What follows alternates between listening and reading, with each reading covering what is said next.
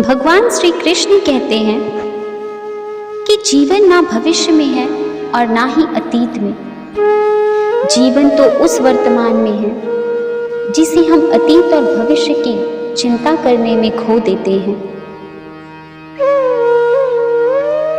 वक्त से हारा या जीता नहीं जाता, बल्कि वक्त से सीखा जाता है। जब इंसान की जरूरत बदल जाती है, तब उसकी बात करने का तरीका और सलीका दोनों बदल जाता है। एक बार अर्जुन ने श्री कृष्ण से पूछा, माधव, जब मृत्यु सभी को होनी है तो हम सत्संग, भजन और सेवा क्यों करते हैं? जो लोग मौज मस्ती से जीते हैं, मृत्यु तो उसकी भी होगी। तब भगवान श्री कृष्ण ने अर्जुन से कहा कि बिल्ली जब चूहे को पकड़ती है तो उसे अपने दांतों और पंजों से पकड़कर मारकर खा जाती है, लेकिन जब उन्हीं दांतों से वो अपने बच्चे को पकड़ती है तो उसे मारती नहीं, बल्कि बहुत नाजुक तरीकों से एक जगह से दूसरी जगह पहुंचा देती है। दांत भी वही है और मुंह भी वही, पर परिणाम अलग अलग है।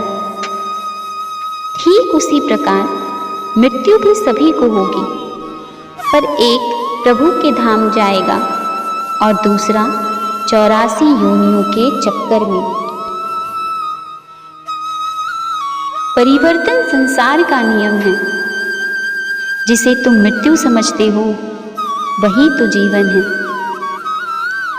एक क्षण में तुम करोड़ों के स्वामी बन जाते हो और दूसरे ही क्षण दरिद्र हो जाते हो।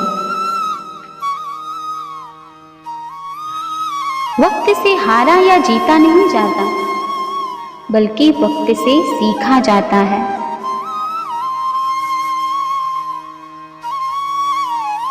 धरती पर जिस प्रकार मौसम में बदलाव आता है, ठीक उसी प्रकार जीवन में भी दुख और सुख आते हैं।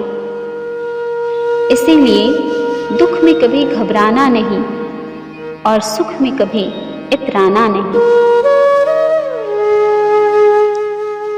भगवान कृष्ण कहते हैं कि यदि आप किसी को छोटा देख रहे हैं, तो या तो आप उसे दूर से देख रहे हैं या अपने भीतर के अहंकार से।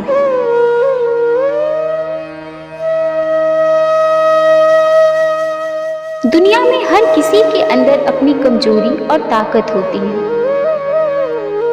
जिस तरह मछली जंगल में दौड़ नहीं सकती, ठीक उसी तरह शेर पानी में कभी राजा नहीं बन सकता। इसलिए सभी इंसान को अहमियत देनी चाहिए।